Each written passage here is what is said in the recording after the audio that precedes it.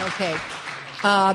This week in Ames, Iowa, 4 Christian churches got permission from, I don't know who, the government, to hold the November elections during their Sunday church service. And I am very opposed to institutional religion and politics together. The same people that have done this and now have the right to vote in church together are terribly fearful of Sharia law. So what would you say to them in terms of this episode?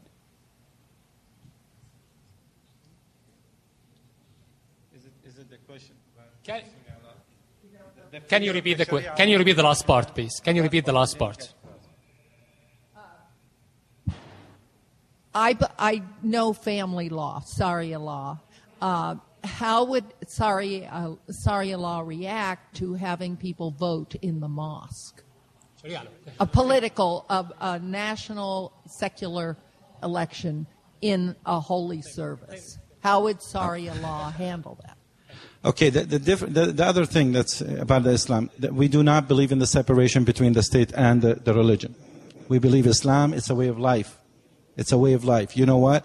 You cannot separate your feelings. You know what? When it comes to politics, when it comes to way of life, when it comes to the way of organizing things, you can't have an on and off switch in your mind. Okay, well, this is what I believe in. We believe that Islam answered every question that we have in our lives, even in the politics. So voting and expressing your political views, there are also managed and explained what is the Islamic way. So if you're asking me, what is the Sharia law?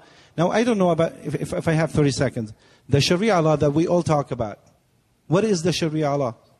Sharia law for us is simply following the Quran and the Sunnah. That's what it is. You know, for anybody, for any Muslims, and I'm not saying this, you know, this is part of faith. One of faith, there are believing in Islam to be a Muslim, you have to believe in the Quran and you have to believe in Rasul is the Prophet. If you denounce one of them, then you are denouncing the pillar of your faith. Then that faith is gone. Take questions, yes, please. My name is Isaiah Ellison. I'm a Drake student here. And I'd like to ask Dr. Jasser, every single time I hear you speak, you portray yourself as a good Muslim, and that there are good Muslims in the world, and that there are bad Muslims, and that people who disagree with you must be bad Muslims, that they're dangerous. Now, I have a question. Can you be a good Muslim and vehemently disagree with you?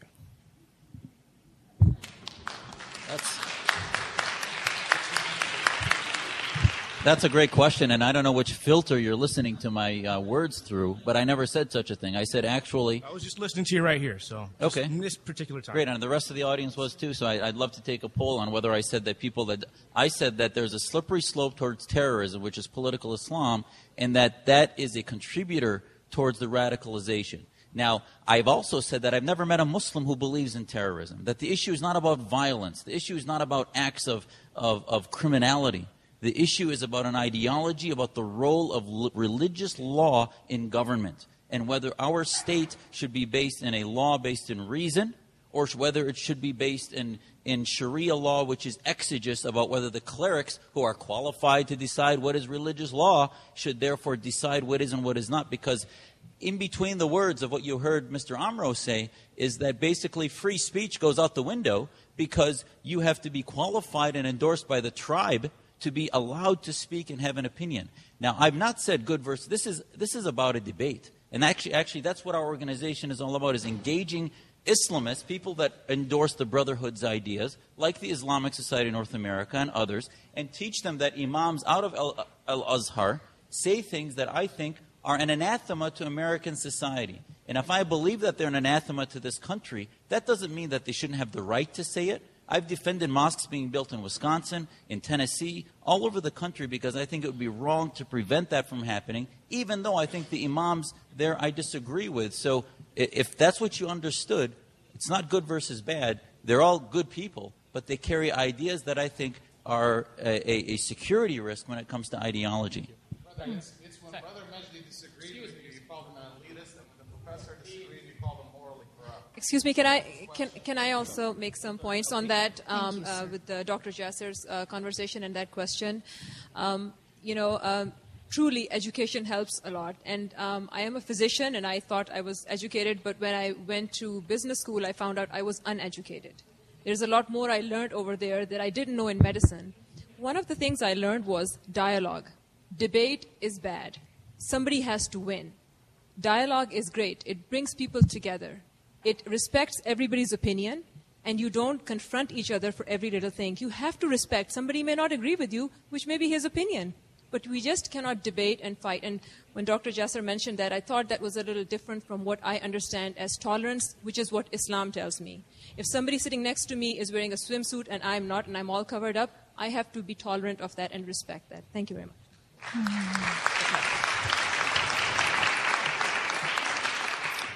Thank you, Doctor. My name is Carla Hansen. I am married to the professor who gave the soliloquy, and he is a highly respected scholar and author of the Palgrave Macmillan published The Political Economy of U.S. Militarism. My problem with this reaction to my husband is not just visceral, because I love him and I know him to be an honorable, scholarly man who loves this country as much as all of you. I would beg to differ with you talking about Iran as a theocracy.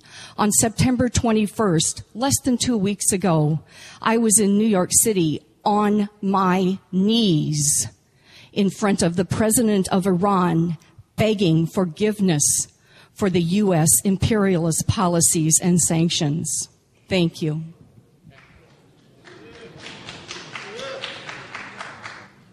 Last question, Mr. Well, I have a very basic question that most of people would like to know. Please, basic.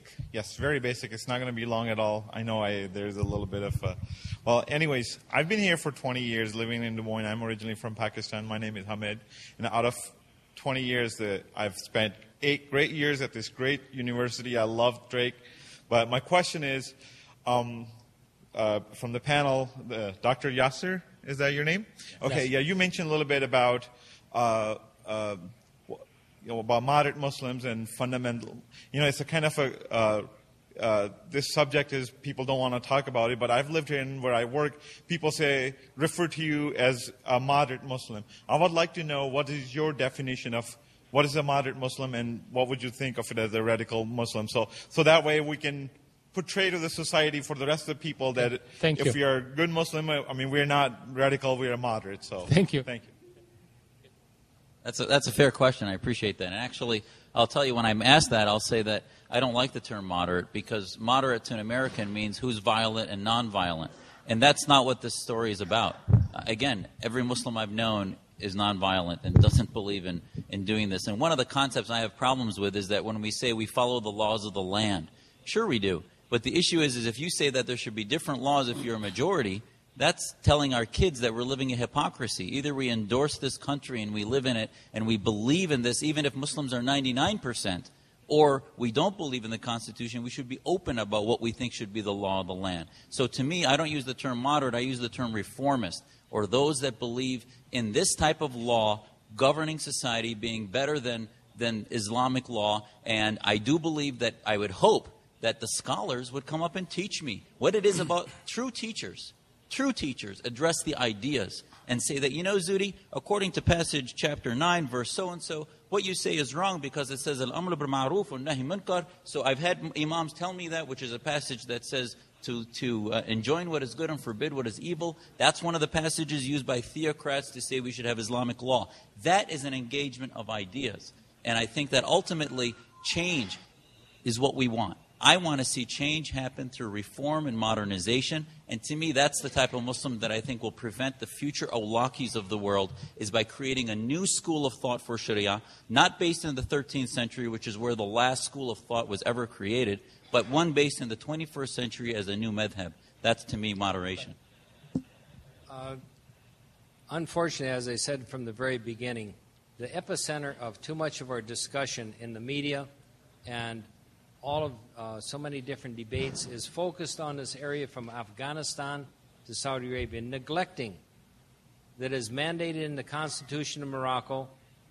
More women are legally and mandated to be in the Moroccan parliament than in the United States. In Morocco, Tunisia, Lebanon, so many countries, they have free elections. We forget and neglect Indonesia, the largest Muslim country in the world, how many women are in government, and we keep coming back to the same thing about this epicenter of what is happening in the Middle East from the beginning of Saddam Hussein's invasion of Kuwait. And we have to get away from and remember that Senegal, all the way to Suriname, to Indonesia, are part of the Islamic world that are neglected, and they are making the reforms. They have women in their government, and they are progressive. If I may, I thank the gentleman in the back who mentioned about the treaties. It took 12 years from our independence until we had a formal government. You are correct. There were a number of treaties before we had a formal government, but the government of Morocco, and it is in the Smithsonian Institute, the first country to formally recognize the independence of the United States as a government is and was Morocco, and our oldest consulate in the world still is in Tangier, and it's called the American Freedom House. So you are correct. There were treaties signed, but the first recognition, formal recognition, was by Sultan Muhammad.